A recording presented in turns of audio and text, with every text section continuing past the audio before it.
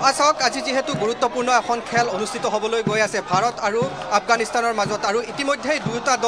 দলৰ যিসকল খেলুৱৈ আহি উপস্থিত হৈছে পোনে পোনে প্ৰৱেশ কৰিছে তেওঁলোকে সৰুসজাই ক্ৰীড়া প্ৰকল্পত আৰু এই মুহূৰ্তত বাহিৰৰ যিটো পৰিৱেশ সেই বাহিৰৰ পৰিৱেশটো আমি ND24ৰ দৰ্শকসকলক দেখুৱাবলৈ চেষ্টা কৰিছোঁ যথেষ্ট সংখ্যক ক্ৰীড়া অনুৰাগী আহি উপস্থিত হৈছে আৰু তেওঁলোকে এই খেলখনক লৈ যথেষ্ট উৎসাহী কাৰণ ফিফা বিশ্বকাপ 2026ত অনুষ্ঠিত হ'ব লগতে এছিয়া কাপ 2027ত অনুষ্ঠিত হ'ব সেই খেলৰ যোগ্যতা নিৰ্ণয় কৰিব এই খেলসমূহে যিহেতু গ্ৰুপ এৰ 4টাকৈ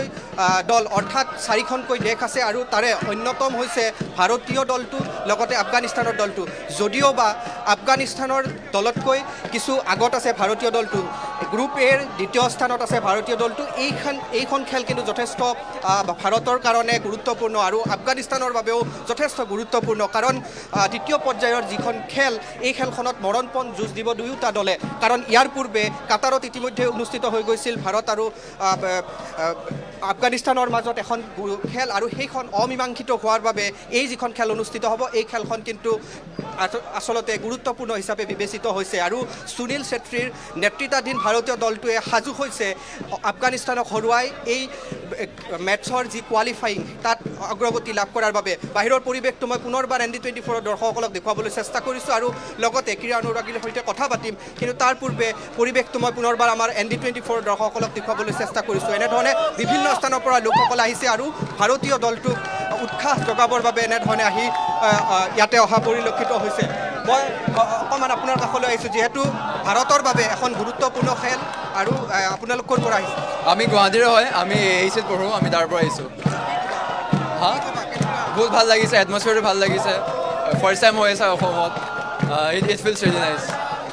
এনেধৰণে যিহেতু বিভিন্ন স্থানৰ পৰা আহিছে আমি এয়া দেখুৱাইছোঁ ND24ৰ দৰ্শকসকলক পোনপটীয়াভাৱে আৰু এই যিখন খেলখন 7 বজাৰ পৰা আৰম্ভ হ'ব কিছু কিন্তু বতৰৰ বিধি পথালি আচলতে দিব পাৰে কিন্তু ফুটবল খেল যিহেতু বৰষুণ হ'লেও অনুষ্ঠিত হ'ব পাৰিব কিন্তু সেয়া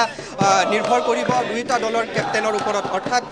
তেওঁলোকে যদি বিচাৰে হয়তো বৰষুণৰ সময়তো খেল অনুষ্ঠিত হ'ব পাৰিব আমি এই মুহূৰ্তত বাহিৰত যিহেতু আছোঁ সৰুসজাই ক্ৰীড়া প্ৰকল্পৰ বাহিৰৰ দৃশ্যাংশ ND24ৰ দৰ্শকসকলক আমি দেখুৱাবলৈ চেষ্টা কৰিছোঁ আৰু কথা পাতিম যিসকল ক্ৰীড়া অনুৰাগী আছে তেওঁলোকৰ লগত আৰু ইতিমধ্যেই উখল মাখল পৰিৱেশে বিৰাজ কৰিছে আমি এই মুহূৰ্তত আহিছোঁ ভিতৰ ভাগলৈ অকণমান আপোনাৰ কাষলৈ আহিছোঁ ক'ৰ পৰা আহিছে কাহাছে আহে ক'ৰ পৰা আহিছে বেলতলা চাৰিৰ পৰা কেনেকুৱা আজি যিহেতু বহুত ভাল লাগিছে বিকজ গুৱাহাটীত ফাৰ্ষ্ট টাইম এনেকৈ ৱৰ্ল্ড কাপৰ এইটো হৈছে বহুত ভাল লাগিছে কি ক'ব ক'ৰ পৰা আহিছে মেৰা ইণ্ডিয়া মই গণেশগুৰিৰ পৰা ভাৰতক ছাপোৰ্ট কৰিম এতিয়া it's a great atmosphere Guwahati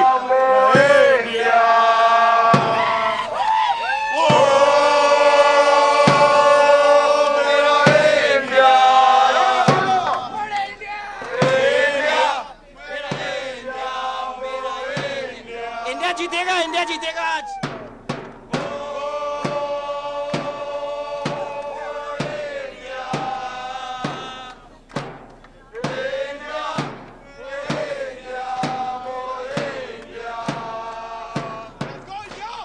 এয়া হৈছে এনেধৰণে সৰুসজাই ক্ৰীড়া প্ৰকল্পৰ বাহিৰৰ পৰিৱেশ আমি দেখুৱাইছোঁ যিসকল ক্ৰীড়া অনুৰাগী আছে যথেষ্ট উৎসাহী এই খেলখনৰ বাবে আৰু এই খেলখন আচলতে আন এটা দিশতো গুৰুত্বপূৰ্ণ কাৰণ ভাৰতীয় দলটোৰ অধিনায়ক তথা তাৰকা ফুটবলাৰ সুনীল ছেত্ৰীৰ এইখন খেল হৈছে 150তম খেল আৰু এইখন খেলতে তেওঁ এটা উল্লেখযোগ্য ভূমিকা আগবঢ়াই আচলতে চিৰস্মৰণীয় কৰাৰ বাবে চেষ্টা কৰিব কালিৰ দিনটোত যিহেতু দুয়োটা দলৰ প্ৰশিক্ষক আৰু লগতে অধিনায়কে সংবাদমেল সম্বোধন কৰিছিল আৰু সেই সময়ত তাৰকা ফুটবলাৰগৰাকী অৰ্থাৎ ভাৰতীয় দলটোৰ অধিনায়কগৰাকী এটা কথা উল্লেখ কৰিছিল যে এইখন খেলত তেওঁ মৰণপণ যুঁজ দিব আৰু এইখন খেল যাতে জয়ী হৈ কোৱালিফাইং হ'বলৈ সক্ষম হয় আৰু সকলোৰে আশা কাৰণ ফিফা বিশ্বকাপত যিহেতু ভাৰতে এতিয়ালৈকে অংশগ্ৰহণৰ সুযোগ লাভ কৰা নাই কিন্তু এইসমূহ খেলত যাতে জয়ী হৈ 2026ত যি ফিফা বিশ্বকাপ অনুষ্ঠিত হ'ব সেই ফিফা বিশ্বকাপত যাতে অংশগ্ৰহণ কৰিবৰ বাবে সুযোগ লাভ কৰে সেয়াই সকলোৱে আশা কৰিছোঁ প্ৰতিগৰাকী ক্ৰীড়া অনুৰাগী ভাৰতবাসীয়ে বিচাৰিছে যে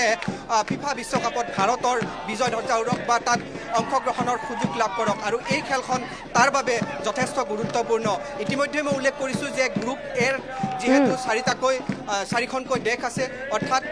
1 নম্বৰত আছে কাটাৰ, দ্বিতীয়ত আছে ভাৰত আৰু তৃতীয়ত আছে কুৱেইট, তাৰ পাছত আছে আফগানিস্তান। আৰু হয়। এইখন খেলত জয়ী হৈ ভাৰতে এটা অগ্ৰগতি লাভ কৰিবলৈ চেষ্টা কৰিব, পইণ্ট তালিকাত শীৰ্ষস্থানত যাবলৈ তেওঁলোকে চেষ্টা কৰিব। এইখন হৈছে ধন্যবাদ।